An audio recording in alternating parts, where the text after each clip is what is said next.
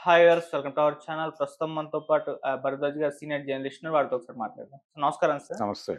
Sir, మంచు ఫ్యామిలీలో వివాదాలు కొన్ని రోజుల నుంచి కూడా నడుస్తూ ఉన్నాయి సార్. ఎన్నో పరిణామాలు చోటు చేసుకుంటున్నాయి. అటు మంచు మనోజ్ గారు ఇంటికి వెళ్లి దాడి చేయడము, మంచు మోహన్ బాబు గారు కూడా రివర్స్ కౌంటర్ వేయడం, మీడియా పైన దాడి చేయడం, మంచు మోహన్ బాబు గారి పైన కేసులు నమోదవ్వడం, అరెస్ట్ అవుతారు అన్న వరకు కూడా చర్చలు వెళ్ళడం, ఇవంతా కూడా చూస్తున్నాం. ఒకవైపేమో మంచు లక్ష్మి గారు ఓన్లీ ట్వీట్లు చేస్తూ సైలెంట్ గా ఉండడం, మంచు విష్ణు గారేమో బయట ప్రెస్ మీట్లు పెట్టి ఆయన వెర్షన్ చెప్పడం, మనోజ్ గారు ఆయన వెర్షన్ చెప్పడం, ఇవన్నీ కూడా చూస్తున్నాం సార్. అసలు ఏ విధంగా అర్థం చేసుకోవాలి? మీరేం చెప్తారు సార్ దీనిపైన? వాళ్ళ కుటుంబంలో ఒక డిస్ప్యూట్ ఉంది. హ్మ్. అది ఆస్తులకు సంబంధించి కావచ్చు, హ్మ్. అధికారాలకు సంబంధించి కూడా కావచ్చు. ఓకే. అంటే అధికారాలకు సంబంధించి అని ఎందుకు అనాల్సొచ్చిందంటే, ఇది ఆస్తి తగాదా కాదు, ఆత్మగౌరవ పోరాటం నాది అన్నాడాయన అవును. మనోజ్. హ్మ్. అంటే తనకెక్కడో ప్రాధాన్యత కల్పించటం లేదు వాళ్ళ వ్యాపారాల్లో కావచ్చు. అంటే ఎడ్యుకేషన్ రంగంలో వాళ్ళు కొంత ఇన్వెస్ట్‌మెంట్స్ ఉన్నాయి వాళ్ళకి. హ్మ్. మోహన్ బాబు యూనివర్సిటీ, అలాగే శ్రీ విద్యా నికేతన్. దాంతో పాటు చాలా ఏరియాల్లో వాళ్ళకి ఈ కార్పొరేట్ స్టైల్ ఎడ్యుకేషనల్ ఇన్‌స్టిట్యూషన్స్ ఉన్నాయి. హ్మ్. వాటిని కూడా ఇన్ టోటల్‌గా తనే మానిటర్ చేస్తున్నాడు విష్ణు. హ్మ్. తద్వారా ఒక అనుమానం ఉండొచ్చు ఆ ఫ్యామిలీలో ఇతర సభ్యులకి. ఈ ఇన్‌స్టిట్యూషన్స్ ద్వారా వస్తున్నటువంటి డబ్బులు ఏవైతే ఉన్నాయో అవి తన సినిమాల్లో ఆయన పెట్టుబడిగా పెడుతున్నాడేమో అనే అనుమానం ఉండొచ్చు. ఓకే. అలాగే రెగ్యులర్ ప్రొడక్షన్ మంచు విష్ణు మీదే నడుస్తోంది. మనోజ్‌తో వాళ్ళు ఓన్‌గా చేసిన ప్రాజెక్టులు తక్కువే. హ్మ్. అతను బయట బ్యానర్స్‌లో చేసిన సినిమాలే ఉన్నాయి. అతన్ని ప్రమోట్ చేయడానికి మోహన్ బాబు గారు 2, 3 పెద్ద వెంచర్‌లు చేసిన మాట వాస్తవం. కానీ ప్రాధాన్యత లెవెల్‌కొచ్చేసరికి సమాన ప్రాధాన్యత ఇస్తున్నారా లేదా అనే ఒక స్కేల్ ప్రతి ఒక్కళ్ళకి ఉంటుంది. ఓకే. ఆ స్కేలింగ్‌లో ఈయన కొంత వెనకబడి ఉన్నాడు అనేది జనరల్‌గా చూస్తే అర్థమయ్యే విషయమే. అలాగే తను చాలా కాలంగా ఒంటరిగా అంటే ఇన్ ది సెన్స్ ఫ్యామిలీతో కలిసి కాకుండా విడిగా ఉంటున్నాడు మనోజ్. హ్మ్. ఫిల్మ్ నగర్‌లో ఒక ఇంట్లో ఉండేవాడాయన. అక్కడే ఉండేవాడు. గతంలో ఆయనకి ఇంతకుముందు వివాహమైంది. వివాహం అయిన తర్వాత విడాకులు ఇచ్చేసాడు. విడాకులు ఇచ్చిన తర్వాత ఇప్పుడు అఖిలప్రియ గారి చెల్లెల్ని చేసుకున్నాడు అవును. మౌనికారెడ్డి. హ్మ్. ఆవిడ కూడా ఓపెన్ అయింది. ఓపెన్ అయ్యి, మా చెల్లెల్ని మీ ఇష్టం వచ్చినట్టు డీల్ చేస్తే మేము ఊరుకోము. మేమేమి చేతకాని వాళ్ళం కాదు. కొంచెం జాగ్రత్తగా వ్యవహరించండి. మీ ఇంట్లో కూడా ఆడపిల్లలు ఉన్నారు అని ఆవిడ హెచ్చరిక విసిరింది. ఇది జనరల్‌గా చాలా ఇళ్లల్లో ఒక పిల్లవాడికి ప్రాధాన్యత ఇచ్చి ఇంకో పిల్లవాడికి ఇవ్వడం లేదు అనేది ఒక అభిప్రాయం ఉంటుంది. హ్మ్. ఆ అభిప్రాయం కలగకుండా చేయవలసిన బాధ్యత ఖచ్చితంగా తల్లిదండ్రులు తీసుకోవాలి. అంటే వాళ్ళ అనుభవం రీత్యా, వాళ్ళ ఎక్స్‌పోజర్ రీత్యా వీళ్ళు ఈ పనులు మాత్రమే చేయగలరు, వీళ్ళు ఈ పని చేయలేరేమో లాంటి సందేహాలతో కూడా జరుగుతాయి ఇలాంటివి. ఓకే. జరిగినప్పుడు యువతల వాళ్ళకి ఎందుకు ఇవ్వట్లేదు, వీళ్ళని కంపీట్ చేసేటువంటి ఒక అవకాశం కల్పించి, వాళ్ళకి అర్థం చేయించి, ఆ ఏరియాలో అతనుంటే బావుంటుంది అని అర్థం చేయించటం ద్వారా ఇతన్ని వేరే యాక్టివిటీలో పెట్టటం. అలా ఒక సమన్వయం సాధించిన కుటుంబాల్లో గొడవలు రావు. కానీ ఇక్కడ అది జరగల. అది జరగకపోవటం వలన ఒక గ్యాప్ కొనసాగుతోంది వాళ్ళ మధ్య అనేది మనకు అర్థమవుతుంది బయట నుంచి చూస్తే. ఈ గ్యాపు, ఈ ఘర్షణ తేల్చుకోవాలి అనే దాకా వెళ్ళాడతను. హ్మ్. అంటే గతంలో కూడా ఘర్షణలు చూసాం మనం. అయితే అప్పుడు మోహన్ బాబు గారు "ఏయ్! ఇలా కాదు" అంటే ఆగారీళ్ళు. అంటే మనోజ్ తాలూకా స్టాఫ్, ఇక్కడ స్టాఫ్ అనే పదం విపరీతంగా వినిపిస్తోంది. Manoj staff, Mohan Babu staff, Vishnu staff అని. హ్మ్. అలాగే ఈ ముగ్గురికి బౌన్సర్లు. అవును.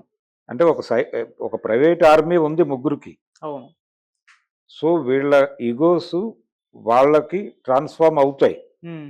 అయినప్పుడు భిన్నమైనటువంటి అభిప్రాయాలతో ఉన్నటువంటి 2 సమూహాల మధ్య యుద్ధం అనివార్యమైనప్పుడు హ్మ్.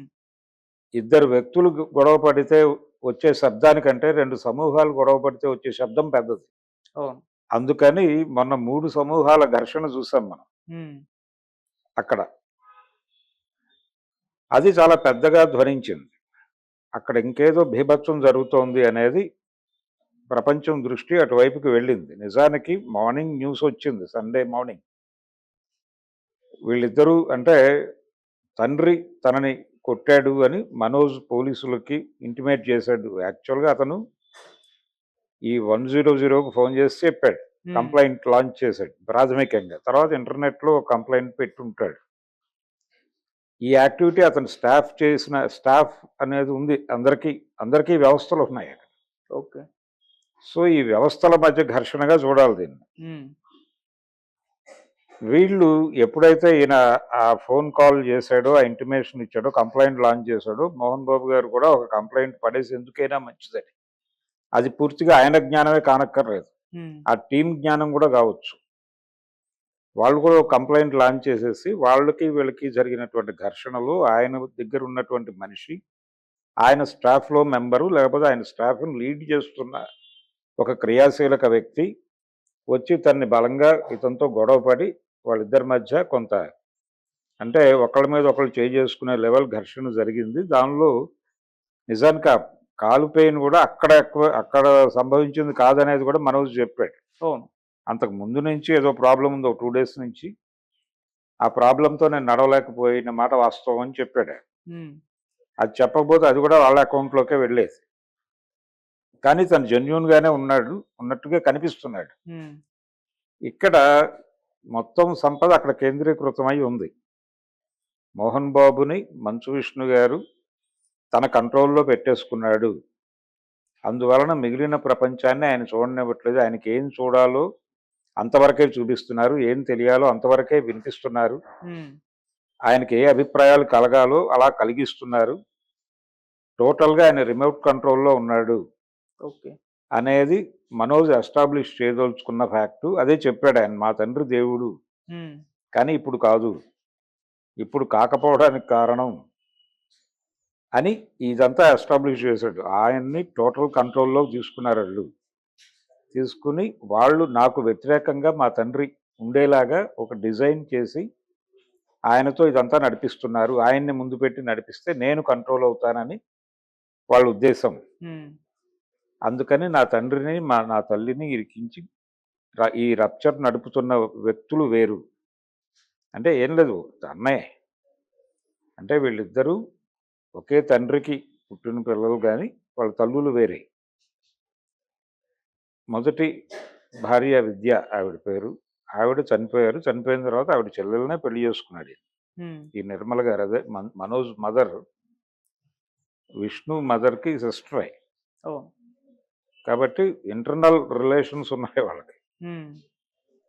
ఇది ప్రధానమైన గొడవ. ఆ ఫ్యామిలీలో ఆస్తుల గొడవతో పాటు అధికారాల గొడవ కూడా ఉంది. ఓకే. ఈ అధికారాల గొడవ దగ్గర ఒక స్కామ్ జరిగింది. అంటే స్కామ్ అనే మాట ఎందుకు బయటకొచ్చింది? అంటే అక్కడ ప్రెజర్ పెడుతున్నారు. ఇప్పుడు మోహన్ బాబు గారు మేము చాలా విద్యార్థులకి చాలా అది చేస్తున్నాం, ఇది చేస్తున్నాం. ఫీజు తగ్గించి తీసుకుంటున్నాం మేము. కుల మతాలకు అతీతమైనటువంటి ఒక అద్భుతమైన విద్యను అందిస్తున్నాం. కేవలం విద్యార్థుల కోసం. విద్యార్థులకి విద్య గరపటం కోసం పెట్టిన ఇన్‌స్టిట్యూషన్ తప్ప డబ్బుల కోసం కాదు. నిజానికి ఆ ఎడ్యుకేషనల్ ఇన్‌స్టిట్యూషన్ ప్రారంభించేటప్పుడు ఆయన కొంచెం క్రైసిస్‌లో ఉన్నాడు. హ్మ్. అంటే స్వీయ నిర్మాణాలు చేయటం, అవి ఫ్లాప్‌లు అవ్వటం, దాని తాలూకా ఇబ్బందుల్లో ఉన్నాడు మోహన్ బాబు ఆ టైంలో.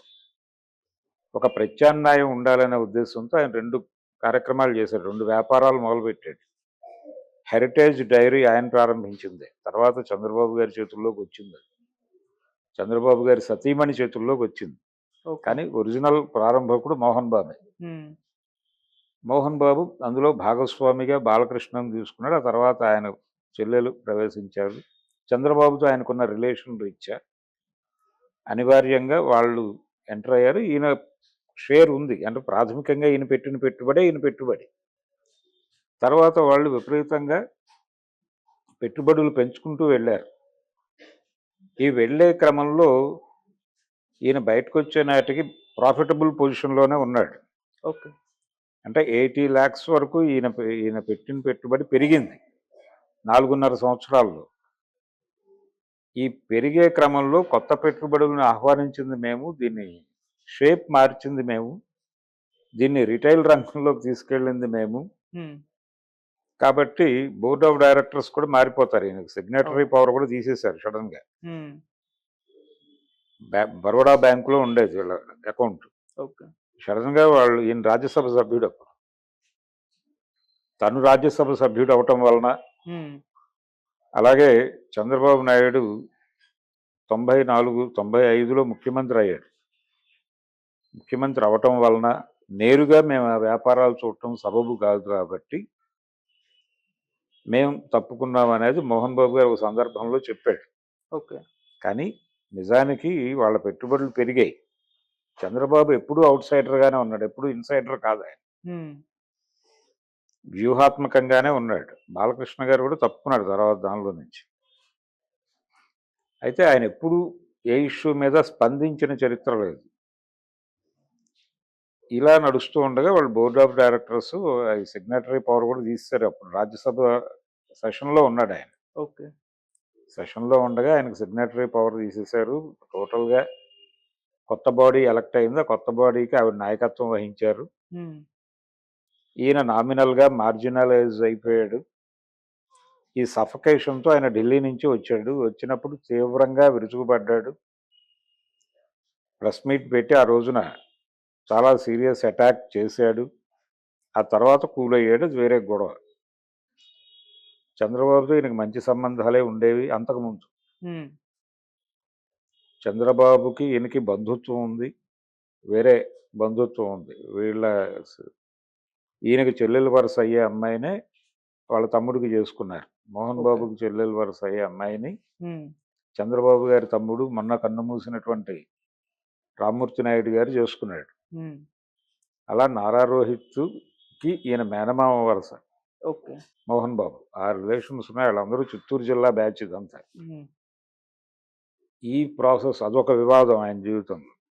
అలా చాలా సందర్భాల్లో మోహన్ బాబు పేరు వివాదాల్లో ఉంది. ఆయన మీద కొన్ని ఎలిగేషన్స్ కూడా ఉన్నాయి.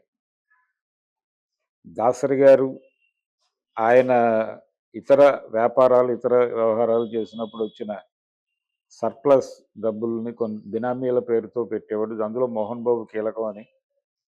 ఆ తర్వాత ఆయన చనిపోయిన తర్వాత మోహన్ బాబు అవేమీ నాకు తెలియదని అన్నాడని నేరుగా దాసరి వారి పెద్ద కోడలే మీడియాకి వెల్లడించినటువంటి ఒక సందర్భం ఉంది. మోహన్ బాబు గారు అటువంటిది ఏమీ లేదు అని చెప్పేవారు.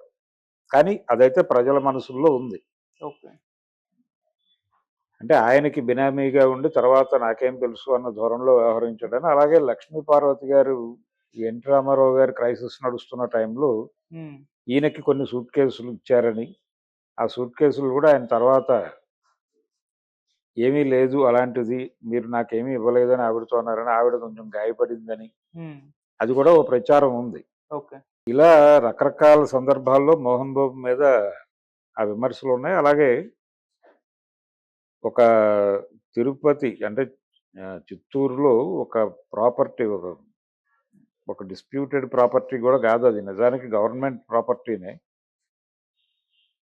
ఆ ప్రాపర్టీని నేను కబ్జా చేశాడని కలెక్టర్ గారు రియాక్ట్ అయ్యి నోటీసులు ఇస్తే, అంటే వీళ్ళు ఏదో స్థలం కొన్నారు, దాని పక్కన కొంత ప్రభుత్వ భూమి ఉంది, దాంతో కలిపి వీళ్ళు టేక్ ఓవర్ చేశారు. అన్నమయ్య చెరువు అనేది ఉంటుంది అక్కడ. ఆ ఏరియాలో ఈయన కొన్న ప్రాపర్టీలో అది కూడా కలిసిపోయి లింక్ అయిపోయి వాళ్ళు మొత్తం మీద ఒక డిజైన్ ఏదో చేశారని అప్పటి కలెక్టర్ నోటీసులు పంపిస్తే వీళ్ళు రెవెన్యూ డిపార్ట్మెంట్తో ఘర్షణాత్మక వైఖరికి వెళ్ళి రెవెన్యూ ఆఫీస్లో గొడవకి కూడా వెళ్ళి వాళ్ళు దాని మీద దాడి చేశారు. అది నేను చెప్పడం కాదు, అది పేపర్లో వచ్చిన వార్తే ఆ రోజున. అప్పుడు ఆ కేసులో అంటే ఈయన తరఫున వెళ్ళి అక్కడ గొడవపడి చేసుకున్నటువంటి సందర్భంలో శ్రీహరి పాత్ర కూడా వినిపించింది. తర్వాత హీరో క్యారెక్టర్ ఆర్టిస్ట్గా ఉన్నటువంటి శ్రీహరి గారు కూడా మోహన్ బాబు గారి తరఫున అక్కడికి వెళ్ళి ఆయన మీద కేసు బుక్ అయింది. ఆయన వాయిదాలకు తిరిగేవాడు. సో ఇలా అనేక సందర్భాల్లో ఈయన ఘర్షణాత్మక వైఖరికి వెళతాడు అని అనేక చాలా రికార్డు ఉంది దీని మీద.